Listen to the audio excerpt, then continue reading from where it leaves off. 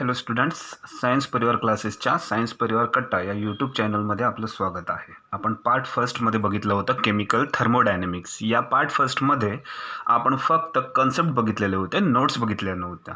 या दुसऱ्या पार्टमध्ये आपल्याला केमिकल थर्मोडायनॅमिक्सच्या जे आपण पार्ट फर्स्टमध्ये बघितलं आहे त्याच्या नोट्स पण आपल्याला बघायच्या आहेत. ओके, केमिकल थर्मोडायनॅमिक्समध्ये आपण पार्ट फर्स्टमध्ये आपण बघितलेलं होतं system, surrounding, boundary, universe, type of system. त्यामध्ये आपण ओपन, क्लोज, आयसोलेटेड सिस्टीम बघितल्या होत्या. Properties of system, extensive property, intensive property, state function आपण बघितलं होतं आणि पाथ फंक्शन बघितलं होतं. तर थोडक्यात आपण जस्ट इंट्रो करून घेऊया की सिस्टीम म्हणजे काय बघितलं होतं आपण. तर आपण असं म्हटलं की आपण जर एक कप घेतला, चहाचा कप घेतला किंवा एक कप घेतला, त्यामध्ये आपण पाणी टाकलं आणि जर आपण या पाण्याचा अभ्यास करणार असू तर ज्याचा आपण अभ्यास करतो थर्मोडायनॅमिक्समध्ये त्याला म्हणायचं सिस्टीम. ओके, आणि ज्याचा आपण अभ्यास करणार आहोत आणि आता हा सर्व बाहेरचा भाग असेल, आपली रूम असेल, बाहेरचा सर्व पार्ट असेल, त्याला म्हणायचं सराउंडिंग. ओके, आणि हा जो पाणी आहे आणि बाहेरचा भाग आहे याच्यामध्ये हा ग्लास, काचेचा कप आहे, त्या कपाला म्हणायचं बाउंड्री. ओके, म्हणजे ज्याचा आपण अभ्यास करणार आहोत पाणी त्याला सिस्टीम, कप जो आहे काचेचा त्याला म्हणायचं बाउंड्री, पलीकडचा भाग आहे त्याला म्हणायचं सराउंडिंग, आणि पाणी आणि बाहेरचा सर्व भाग यांना एकत्र केलं तर आपण म्हणतो युनिवर्स. ओके, म्हणजेच काय तर युनिवर्सचा एक भाग म्हणजे कोण आहे तर सिस्टीम आहे, आणि सिस्टीम सोडून राहिलेला सर्व भाग कोण असतो तर त्याला आपण म्हणतो सराउंडिंग म्हणतो, आणि दोघांना जो सेपरेट करतो त्याला म्हटलं जातं बाउंड्री. तर आता आपण हे कन्सेप्ट बघितलेले आहे, तर नोट्स पॅटर्न आपण जरा चेक करून घेऊया. ओके, तर आपण डेफिनेशन थर्मोडायनॅमिक्स जरा आपण बाजूला ठेवूया. डेफिनेशन्स आपण फर्स्ट बघूया. सिस्टीम म्हणजेच काय तर सिस्टीम म्हणजे आपण काय म्हणतो की system a part of universe under thermodynamic investigation is called as system. म्हणजे युनिवर्सचा असा भाग की ज्याचा आपण थर्मोडायनॅमिकमध्ये इन्व्हेस्टिगेशन करतो, याचा अर्थ स्टडी करतो, त्याला म्हणायचं सिस्टीम. म्हणजे 1 मार्कांसाठी आपल्याला विचारलं जाईल डिफाईन सिस्टीम, मग लिहिताना असं लिहायचं a part of universe under thermodynamic investigation is called as system. आता आपल्याला म्हणायचं आहे दुसरी डेफिनेशन आहे सराउंडिंग. सराउंडिंगचा अर्थ काय असतो की सिस्टीम सोडून राहिलेला सर्व भाग, कोणाचा तर युनिवर्सचा. मग डेफिनेशन सांगताना आपण कशी सांगणार, all other part of universe outside the system such as cylinder असेल, रूम असेल and others are called as a surrounding. For example आपण आता काचेचा कप आहे, त्याच्यामध्ये आपण पाणी घेतलं होतं, पाणी सिस्टीम झाली, ही रूम आहे ती कोण झाली सराउंडिंग झाली. ओके, तिसरी डेफिनेशन आहे बाउंड्री. बाउंड्रीचा अर्थ काय असतो की आपण असं म्हटलंय a surface of separation present between system and surrounding. म्हणजे सिस्टीम आणि सराउंडिंगच्या मध्ये जो सरफेस प्रेझेंट असेल त्याला म्हणायचं बाउंड्री. फॉर एक्झाम्पल सिस्टीम पाणी आहे आणि पाणी आणि बाहेरचा भाग याच्यामध्ये हा काचेचा कप आहे, त्या काचेच्या कपाला म्हणायचा बाउंड्री. Okay, universe. युनिवर्स म्हणजेच कोण आपल्याला माहिती आहे तर system and surrounding togethers are called as universe. म्हणून आपण म्हणतो system plus surrounding is equal to universe. या डेफिनेशन्स विचारल्या तर आपल्याला या पॅटर्न्समध्ये आपण डेफिनेशन्स लिहायच्या आहेत. ओके, नेक्स्ट पुढे गेल्यावर आपण बघतो की पाणी जो आहे त्याचा आपण स्टडी करतो, त्याला सिस्टीम म्हणतो. तर सिस्टीम किती टाईपच्या असतात तर जनरली मग पुढे गेल्यावर आपल्याला पुन्हा बघायचं आहे की टाईप ऑफ सिस्टीम. तर पहिलं आपण म्हणतो ओपन, क्लोज आणि आयसोलेटेड. ओपन सिस्टीमचा अर्थ आपण असं बघितलेला आहे की सपोज हा काचेचा कप आहे, त्यामध्ये आपण पाणी घेतलंय म्हणजे सिस्टीम आहे, आणि त्याच्यावर काही झाकण दिलेलं नाहीये. तर आता काय होईल की पाणी जर गरम असेल तर पाण्याचे वेपर्स बाहेर जातील. पाण्याचे वेपर्स बाहेर जातील याचा अर्थ काय आपण म्हणतो मॅटर, कारण पाण्याच्या वेपर्सला काहीतरी जागा लागते आणि त्याला वजन असतो. म्हणजे हे पाण्याचे वेपर्स वरती जाताना दिसतील, म्हणजे मास वरती जात, आपण पाण्याचे वेपर्स वरती जाताना दिसतील याचा अर्थ मॅटर वरती जाताना दिसतो. आणि जर आपण याला हात लावला काचेच्या कपाला तर आपल्याला तो गरम झालेला दिसतो आणि थोड्या वेळानंतर हा थंड होईल. का तर यातली जी हीट आहे म्हणजे एनर्जी आहे ती इथून आता बाहेर ट्रान्सफर होईल, सराउंडिंगमध्ये ट्रान्सफर होईल. म्हणजे आपल्याला काय बघायला मिळतं की मॅटर पण बाहेर जातोय आणि एनर्जी सुद्धा बाहेर जातो. मग ओपन सिस्टीमचे आपण डेफिनेशन्स काय सांगणार आहोत तर ओपन सिस्टीमचे आपण डेफिनेशन सांगणार आहोत a system which exchange both matter and energy कोणाबरोबर with surrounding are called as open system. Example hot coffee in open cup. Okay, दुसरी डेफिनेशन आहे आता क्लोज सिस्टीम. पुन्हा आपण याच्यामध्ये फॉर एक्झाम्पल कॉफी घेतलेली असेल, गरम असेल आणि याच्यावरती आपण आता झाकण ठेवलं. झाकण ठेवलं तर काय होणार आहे आपण बघायला गेलो तर आता झाकण ठेवल्यामुळे या कॉफीचे वेपर्स वरती जाताना दिसणार नाही, त्याचा अर्थ मॅटर आपल्याला वरती जाताना दिसणार नाही, पण काचेचा कप आपल्याला तो गरम लागेल आणि थोड्या वेळात ते थंड होईल, कप असेल. याचा अर्थ काय होणार आहे, आपण म्हणतो की मॅटर बाहेर जाऊ शकत नाही, पण काय बाहेर जाऊ शकते तर एनर्जी, हीट बाहेर जाते, त्याला म्हटलं जातं क्लोज सिस्टीम. फॉर एक्झाम्पल आपण सांगितलेलं आहे आणि आता आपण जर डेफिनेशन लिहायची झाली तर आपण कशी लिहिणार, close system a system which exchange energy but not matter कोणाबरोबर with surrounding are called as close system.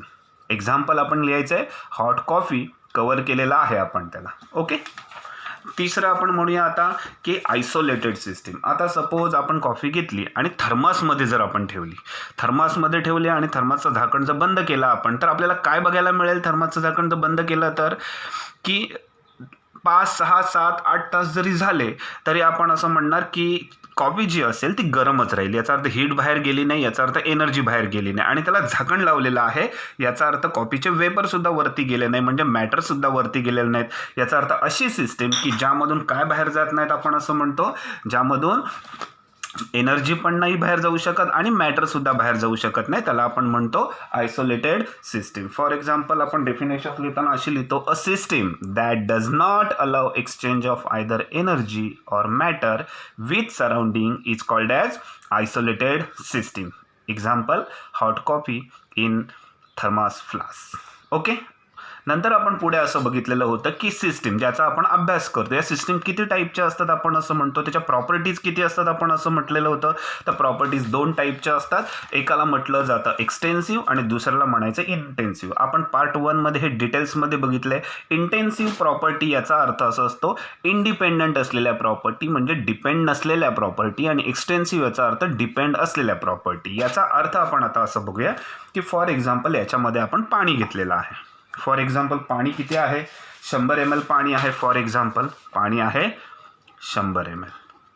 Okay, पाणी 100 ml आहे, त्यालाच आपण एक प्रकारे असं म्हणूया, कुठलीही वस्तू जी असेल त्याच्या आतमध्ये त्याला म्हणूया अमाऊंट ऑफ काय आहे, मॅटर आहे. ओके, आता हा जर पाणी आपण कमी केला किंवा जास्त केला तर कोणाकोणाला फरक पडेल याचा अर्थ आपण असं म्हणणार डिपेंड असेल.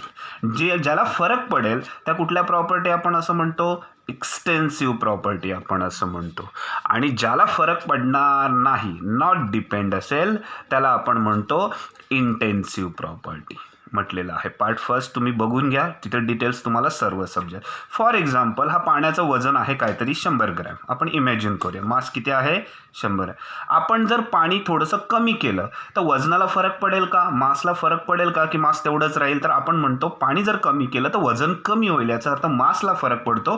म्हणजे मास ही कुठली प्रॉपर्टी असते, एक्सटेन्सिव्ह प्रॉपर्टी असते. मास कुठली प्रॉपर्टी असते, एक्सटेन्सिव्ह. नंतर आपण म्हणतो पाणी जर आपण कमी केलं किंवा वाढवलं तर त्यातला हा व्हॉल्यूम कमी जास्त होईल का, तर आपण म्हणतो होईल.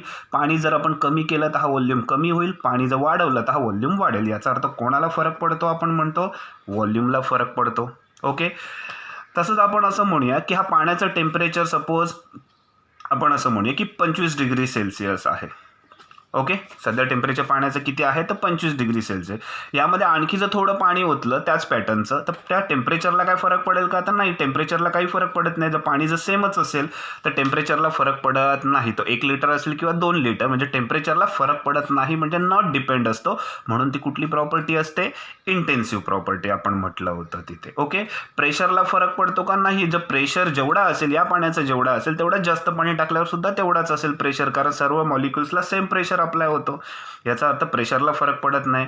नंतर बॉइलिंग पॉईंटला फरक पडेल का, तर हा पाणी कमी आहे, त्याचं जर बॉइलिंग पॉईंट जर पाण्याचं बघितलं तर 100 डिग्री सेल्सिअस येईल. ओके, पण याच्यामध्ये आणखी आपण जर पाणी टाकलं आणि बॉइलिंग पॉईंट चेक केला तरी सुद्धा तो 100 डिग्री सेल्सिअसच येतो. याचा अर्थ बॉइलिंग पॉईंटला सुद्धा काही फरक पडत नाही, म्हणजे बॉइलिंग पॉईंट ही सुद्धा इंटेन्सिव्ह प्रॉपर्टी असते. म्हणजे आपण हे सर्व डिटेल्स बघितलंय, जस्ट नोट्स बघताना आपण सिम्पल परत एक 2 लाईन्स आपण चेकआउट केलेल्या आहेत. ओके, तर आपण एक्सटेन्सिव्ह प्रॉपर्टीचे जर डेफिनेशन्स लिहायचे तर आता आपण कशी डेफिनेशन्स लिहिणार, तर एक्सटेन्सिव्ह प्रॉपर्टी आपण असं म्हणतो की प्रॉपर्टी विच, हा महत्त्वाचा शब्द आहे, डिपेंड्स आहे on the amount of matter, म्हणजे ती वस्तूमध्ये मॅटर किती आहे त्याच्यावर. Amount of matter present in the system is called as extensive property. कुठल्या आहेत, कोणाकोणाला फरक पडतो, मासला फरक पडतो, volume, internal energy, heat capacity, number of moles, हे डिटेल्स आपण पार्ट 1 मध्ये बघितलेलं आहे. इंटेन्सिव्ह प्रॉपर्टी कोणाला फरक पडत नाही. A property which independent of amount of matter present in the system is called as intensive property. फरक कोणाकोणाला पडत नाही जर वस्तू कमी जास्त केली तर. Pressure, temperature, व्हिस्कोसिटी. व्हिस्कोसिटी म्हणजे लिक्विड किती पातळ आहे. आता जर कपामध्ये अर्धा कप जरी भरलेला असेल तरी पातळ तेवढंच आहे, आणि पूर्ण कप जरी भरलं पाण्याने तरी सुद्धा तेवढंच पातळ राहील. याचा अर्थ पातळ जाड असण्याला व्हिस्कोसिटी म्हणतो. म्हणजे पाणी कमी भरलं जास्त भरलं पातळपणा तेवढाच राहणार आहे. याचा अर्थ व्हिस्कोसिटीला फरक पडत नाही. Melting point, boiling point, surface tension यांना काही फरक पडत नाही. त्याला म्हटलं जातं इंटेन्सिव्ह प्रॉपर्टी. नंतर पुढे गेल्यानंतर आपण पुन्हा पार्ट 1 मध्ये एक डिटेल्स बघितलं होतं की स्टेट फंक्शन आणि पाथ फंक्शन आपण बघितलं. स्टेट फंक्शन याचा अर्थ आपण असं म्हणतो अशा प्रॉपर्टी ज्या फक्त डिपेंड्स असतात, सुरुवातीला काय आहे आणि नंतर काय आहे त्याच्यावर, मधल्या रस्त्यावर डिपेंड नसतात. त्याला आपण म्हटलं होतं स्टेट फंक्शन. याचा अर्थ the property which depends on state of the system and independent. Depend नसतात म्हणजे प्रॉपर्टी डिपेंड असतात स्टेट ऑफ द सिस्टीम. म्हणजे सुरुवातीला कोण आहे, फॉर एक्झाम्पल आपण सॉलिड आहे, त्याला आपण हीट केली, हीट दिली तर सॉलिडचं कन्व्हर्जन कशामध्ये होतं तर लिक्विडमध्ये होतं. म्हणजे सुरुवातीला काय होतं तर सॉलिड आणि नंतर काय आहे लिक्विड. फक्त याच्यावरच डिपेंड आपण राहतो. आणि आपण हीट कमी दिली, जास्त दिली, वाढवत गेलो की कमी करत गेलो, हा मधला जो पॅटर्न आहे त्याच्याशी आपण इंटरेस्टेड नसतो. त्याला म्हटलं जातं स्टेट फंक्शन. म्हणून आपण म्हणतो the property which depends on state of the system and independent कुठल्या रस्त्याने आपण प्रोसेस करत गेलो. Path follow to attain it. To attain it याचा अर्थ कुठल्या रस्त्याने आपण गेलो की इनिशियलवरून सुरुवातीला जो सॉलिड होता तो लिक्विडमध्ये कन्वर्ट होण्यासाठी आपण कुठला रस्ता फॉलो केला याच्यामध्ये आपण इंटरेस्टेड नसतो. For example pressure, volume, energy, enthalpy, internal energy, entropy, हे सर्व आपण डिटेल्समध्ये बघणार आहोत. त्याला म्हटलं जातं स्टेट फंक्शन. नंतर आपण असं म्हणूया पाथ फंक्शन. पाथ फंक्शन याचा अर्थ सुरुवातीला सॉलिड आहे, नंतर आपण म्हणतो की त्याचं कन्वर्जन आपल्याला हीट देत लिक्विडमध्ये करायचं आहे. पण आपण हीट किती द्यायची, जास्त द्यायची की कमी द्यायची, कुठल्या रस्त्याने आपल्याला जायचं आहे, किती हीट देत जायचं आहे, हे सर्व जर आपण चेक करणार असू तर त्याला म्हणायचं की कुठल्या रस्त्याने जाणार आहोत त्याच्यामध्ये आपण इंटरेस्टेड राहणार आहोत. म्हणून त्याला म्हणायचं पाथ फंक्शन. म्हणजे the property of the system which depends on path are called as path function. यामध्ये आपण काय करतो, कुठल्या असतात त्या, तर आपण म्हणतो वर्क असतो, हीट असतो, त्याला म्हटलं जातं पाथ फंक्शन आपण असं म्हणतो. ठीक आहे. आणि नंतर नेक्स्ट क्वेश्चन्स येतात सिम्पल, जे आपल्या इंटेक्स क्वेश्चन्स आहे की एनर्जी म्हणजे काय पार्ट 1 मध्ये हे पण बघितलंय. The capacity to do work are called as energy. Next आपण बघतोय की डिफरंट फॉर्म ऑफ एनर्जी कुठल्या कुठल्या असतात, तर जनरली तुम्हाला माहीत आहेत potential energy, kinetic energy, thermal energy आहे, न्यूक्लिअर एनर्जी आहे, इलेक्ट्रिकल एनर्जी आहे, केमिकल एनर्जी आहे, रेडियंट एनर्जी आहे, हीट एनर्जी आहे. या सर्व डिफरंट फॉर्म ऑफ एनर्जी काही थोड्या प्रमाणात आपण बघणार आहोत. ओके. तर यामध्ये हे जे क्वेश्चन्स नोट्स पॅटर्न आहे की हे तुम्हाला एक्झामला लिहिण्यासाठी उपयोगी येणार आहे. की एक पॅटर्न आहे की आपल्याला समजणार कसं आहे, जो आपण पार्ट 1 बघितलेला आहे, सर्व कन्सेप्ट आपण क्लिअर केले आहेत. आणि दुसरा जो पार्ट आहे त्याच्यामध्ये नोट्स आपल्याला डेफिनेशन पुस्तकातून कशा लिहायच्यात, परीक्षेला विचारल्यानंतर क्वेश्चन्स विचारले तर कसे लिहायच्यात, हा तुमचा पॅटर्न्स आहे. केअरफुली बघून घ्या. आणि हे जे आपण सर्व बघतो हे थर्मोडायनॅमिक्समध्ये बघतो. म्हणजे थर्मोडायनॅमिक्समध्ये काय होतं की काचेचा कप आहे, त्यातली जी एनर्जी आहे ती बाहेर जाते, कधी बाहेरची एनर्जी आत येते, यांचा आपण स्टडी करत राहतो. म्हणजे एनर्जी चेंज होत राहते, त्याचा आपण थर्मोडायनॅमिक्समध्ये काय होतो अभ्यास. एनर्जी कन्वर्ट होते हीटमध्ये, कधी हीट कन्वर्ट होतो एनर्जीमध्ये. ओके.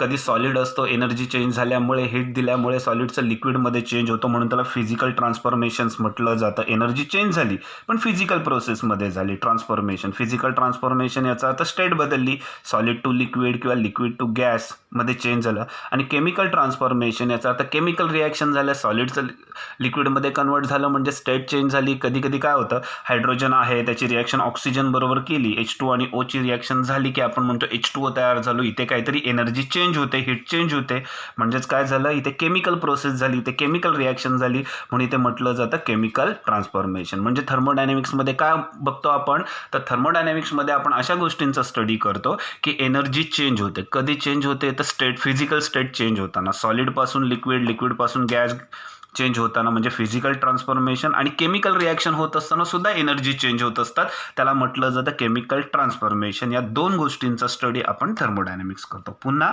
थर्मोडायनॅमिक्समध्ये कशाचा स्टडी करतो, तर एनर्जी ज्या चेंजेस होतात त्याचा स्टडी करतो. ओके, म्हणजे सिस्टीमकडून सराउंडिंगकडे, सराउंडिंगकडून सिस्टीमकडे चेंजेस जे होतात ते दोन पॅटर्न्स आपण म्हणतो. फिजिकल ट्रान्सफॉर्मेशन, याचा अर्थ स्टेट चेंज होते, सॉलिडकडून लिक्विड, लिक्विडकडून गॅस किंवा गॅसेसकडून लिक्विड, लिक्विडकडून सॉलिड. हे होत असताना जे एनर्जी चेंज झाली की फिजिकल ट्रान्सफॉर्मेशन म्हटलं जातं. आणि केमिकल रिॲक्शन होत असताना सुद्धा एनर्जी चेंज होतात. काही वेळेला एनर्जी बाहेर जाते, काही वेळेला एनर्जी आत येते. त्यांचा आपण स्टडी करतो किती चेंजेस झालेत, त्यालाच म्हटलं जातं थर्मोडायनॅमिक्स. म्हणजे सिंपल लँग्वेजमध्ये thermodynamics is concern with the energy changes in physical and chemical transformations. Okay, hope so तुम्हाला समजलं असेल. याचा बेसिक जो डिटेल पार्ट आहे तो पार्ट 1 केमिकल थर्मोडायनॅमिक्समध्ये दिलेला आहे. तो जर व्हिडिओ बघितला गेला तर तुम्हाला या सर्व बेसिक गोष्टी क्लिअर होतील. आणि नोट्समध्ये लिहायचं असेल तर तुम्हाला हा पॅटर्न्स फॉलो करायला लागेल. ओके, नेक्स्ट आपण पार्ट 3 स्टार्ट करणार आहोत. तर नेक्स्ट व्हिडिओमध्ये आपण पार्ट 3 सुरू करूया. थँक्यू.